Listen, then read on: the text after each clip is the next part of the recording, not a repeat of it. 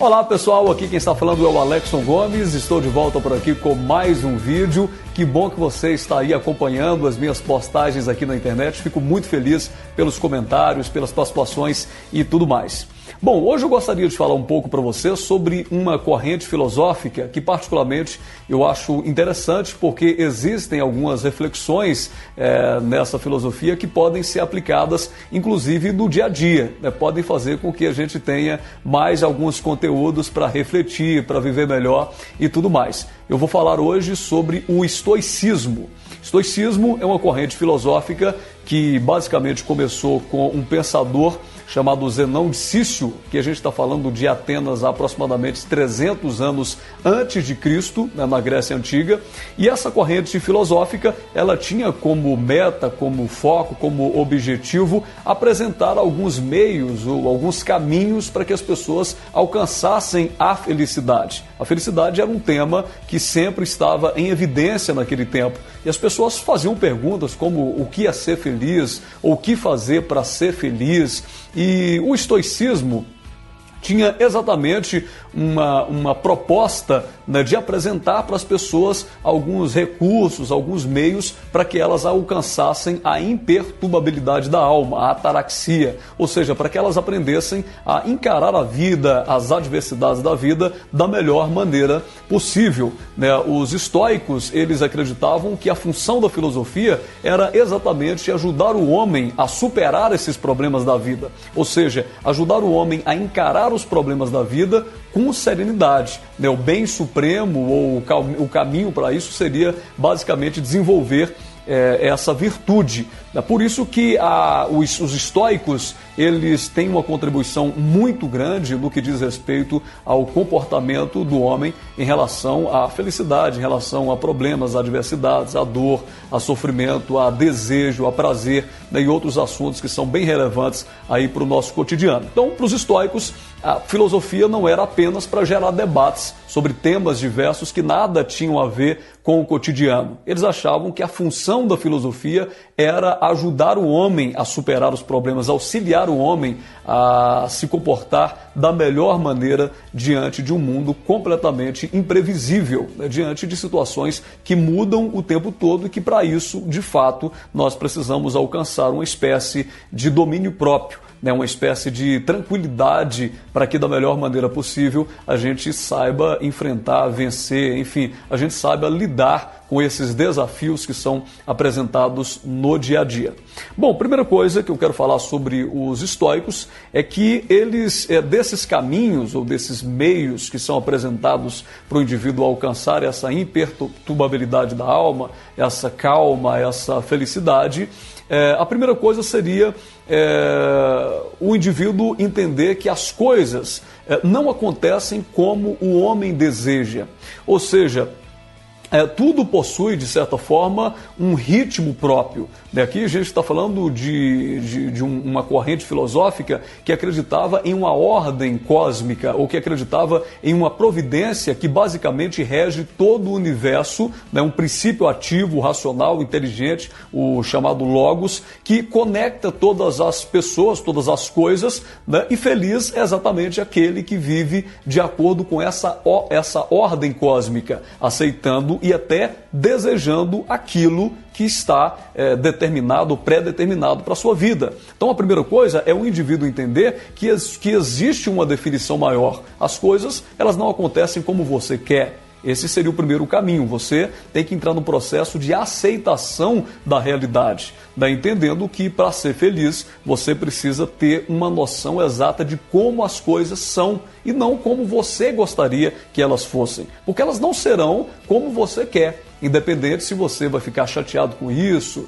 né, ou independente se você deseja muito, mas já existe uma pré-determinação, existe uma ordem maior, ok? A natureza, ela está encarregada de simplesmente fazer com que as coisas aconteçam. Então, a primeira postura que os estoicos recomendam é que as pessoas entendam que existe algo já programado no universo, vamos dizer assim, e que as coisas vão acontecer independente da sua vontade. Ou seja, você precisa aprender a desenvolver uma espécie de aceitação. O mundo é dessa maneira. E não há nada que você possa fazer que vai transformar violentamente o mundo. Então a melhor coisa é você de imediato já entender isso. Vamos citar aqui alguns exemplos. Algumas pessoas que acabam elevando as suas expectativas em relação a tudo. Por exemplo, o camarada entra para a política e aí ele quer que tudo aconteça de acordo com aquilo que ele planejava, que as pessoas sejam totalmente honestas, né, que as pessoas não aceitem suborno, que as pessoas não sejam traidoras, que as pessoas façam tudo da maneira adequada, da maneira correta. Ora, isso é bom que você queira que as pessoas sejam assim? Sim, é ótimo, é bom que você queira, mas se você entrou, por exemplo, para a política, você precisa perceber que existem jogos de interesses, que existem traições, que existem condutas que não são nem um pouco aprovadas pelas categorias da boa moral, enfim, existe uma série de situações que não depende de você. Você pode entrar querendo fazer a coisa certa, mas saiba que o quadro de forças é muito maior do que a sua própria decisão, que a vida política ela é dessa maneira. Ou você vai passar muita raiva tentando mudar tudo, ou você vai precisar adotar uma postura de fazer aquilo que você pode fazer da maneira correta, mas não esperando que as pessoas, que o sistema se comporte da maneira que você deseja. Isso pode se aplicar a várias coisas. Quando você eleva as suas expectativas, por exemplo, em relação a um relacionamento, quando as pessoas começam a namorar e aí ele quer que aquela pessoa com quem ele está saindo, namorando, se adapte a tudo que ele deseja. Aí ela não pode usar aquela roupa, ela não pode ir àquele lugar, ela não pode viver daquela maneira. Ele vai tentando forjar para ele um robozinho que viva o tempo todo de acordo com aquilo que ele projetou interiormente. Bom, duas coisas acontecerão. Ou aquela pessoa que você está convivendo vai acabar perdendo a individualidade, fazendo tudo o que você quer, mas nesse caso você anula a individualidade, anula o posicionamento enquanto ser humano da outra pessoa, e isso significa dizer que não vai trazer felicidade para você. Ninguém quer conviver com uma pessoa que mais parece uma sombra, né? Chega um momento que fica insuportável, mesmo se você projetou tudo isso, se você planejou, você ter do seu lado alguém que basicamente diz amém para tudo que você fala e repete o que você faz o tempo todo, isso é insuportável. Não faz sentido você achar que uma vida feliz ela é uma vida assim, né? E por outro lado, você vai passar raiva também, porque geralmente as pessoas que estão à nossa volta, elas não farão o que a gente quer o tempo todo. Ou seja, no relacionamento não adianta você contar com a boa vontade da outra pessoa que está do teu lado para fazer tudo o que você quer, para se comportar da maneira que você quer que ela comporte, para se submeter aos seus luxos, aos seus desejos, para submeter a sua vontade. Isso não vai acontecer. Então você vai ficar o tempo todo numa briga, né, com essa pessoa para ela ser da maneira que você quer que ela seja. Ela não será. Se ela for, ela vai acabar perdendo a individualidade e isso será ruim para você também.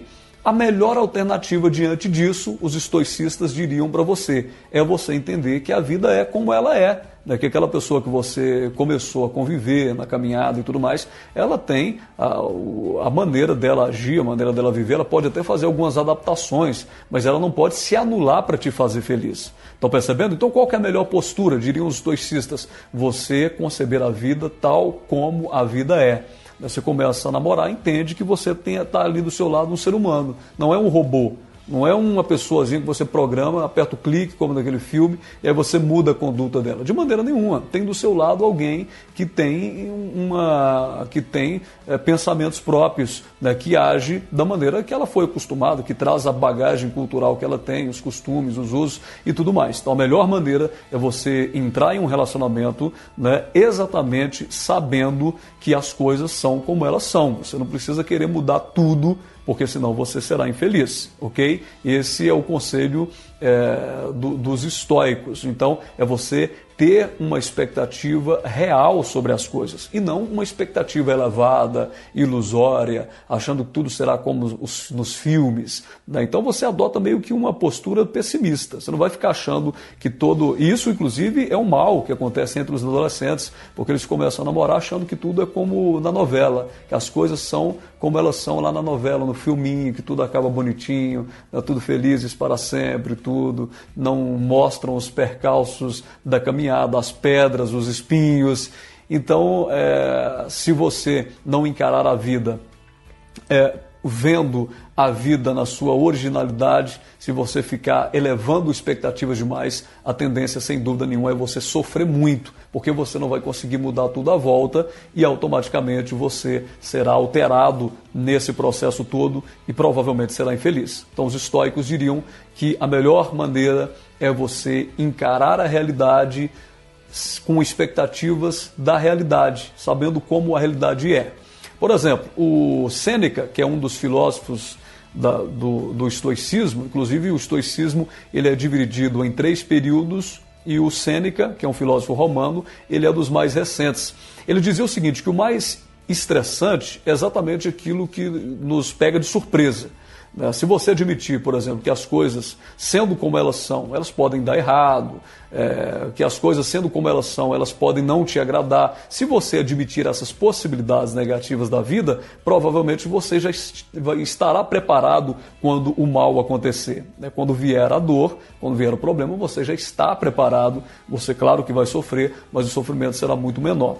Tem uma história, inclusive, interessante, que me parece que é atribuída ao próprio Sêneca, que ele fala a história de um alto funcionário do governo que certa vez resolveu fazer um banquete na sua casa, uma festa, e estava ali um escravo encarregado de uma bandeja com copos, com taças, algo desse tipo, e esse escravo teve o azar de tropeçar ali diante de todos, derrubar a bandeja, quebrar todas as taças, e aí esse alto funcionário do governo ficou muito chateado com aquele vexame, e ele mandou atirar o escravo num tanque cheio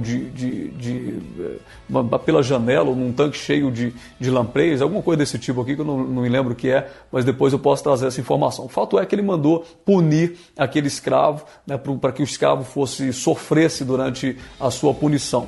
O que acontece na análise do Sêneca, o que ele afirma é o seguinte, que esse alto funcionário do governo, ele vivia no mundo com expectativas ilusórias. Ou seja, na percepção dele, no pensamento dele, os copos não quebravam, pessoas não sofriam acidentes, pessoas não erravam. Ele estava com uma expectativa elevadíssima acerca do escravo e da vida. Porque a vida real, copo quebra, pessoas sofrem, escravo tropeça, faz o que você não quer. É assim, a vida real é assim. Ou seja, se esse alto funcionário do governo tivesse uma percepção real das coisas, ele entenderia. O cara caiu, quebrou tudo, não é normal. Isso acontece, as coisas acontecem dessa maneira. Então, diminuir as expectativas ou olhar a vida tal como ela é a melhor maneira de você alcançar a felicidade. E isso é um dos pensamentos aí do estoicismo. Uma outra dica dos estoicos existem coisas que são do nosso encargo, outras não. Ou seja, tem coisas que você pode fazer, que você pode controlar. Se ocupe dessas coisas. Aquilo que você não pode controlar, você não pode ficar se preocupando também. Por exemplo, no nosso encargo, o que você pensa, você pode, de certa forma, você não pode evitar pensamentos, mas você pode ter um certo domínio sobre eles, sobre os desejos, sobre os impulsos, sobre o juízo, sobre algumas coisas desse tipo. Isso está ao seu controle. Então faça da melhor maneira, se ocupe disso, e tente se aperfeiçoar. Agora, outras coisas não estão sobre o nosso encargo, como, por exemplo, a morte. Você não pode controlar a morte. Então não adianta você se ocupar disso, você preocupar com isso. Você não pode controlar o que as pessoas estão pensando de você. Você pode controlar o que você faz, mas o que elas estão pensando, a maneira como elas estão te interpretando, você não pode controlar isso. Então, o que você tem que fazer? Entender que tem coisas que são sob o seu controle e outras não. Faça aquilo que dá para fazer e o que não está sob o seu controle, você simplesmente tem que deixar para lá. Você não vai se preocupar com essas coisas, ao ponto de perder a sua sobriedade. Então, pessoal, são alguns pensamentos relacionados com o estoicismo, que eu vou trazer, que eu estou trazendo para você aqui.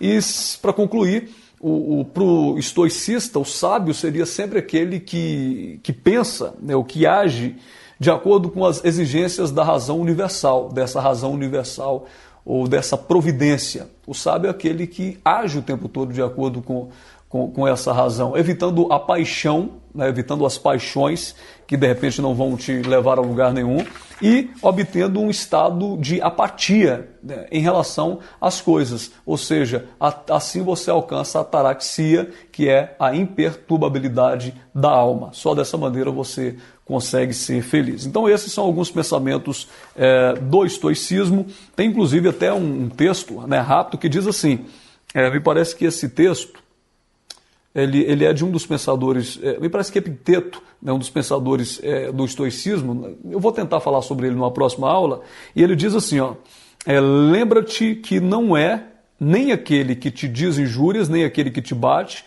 quem te ultraja, mas sim a opinião que tens deles, e que te faz olhá-los como gente por quem és ultrajado. Quando alguém te magoa ou te irrita, saiba que não é aquele homem que te irrita, mas sim a tua opinião. Esforça-te, portanto, acima de tudo, para não te deixar levar por tua imaginação.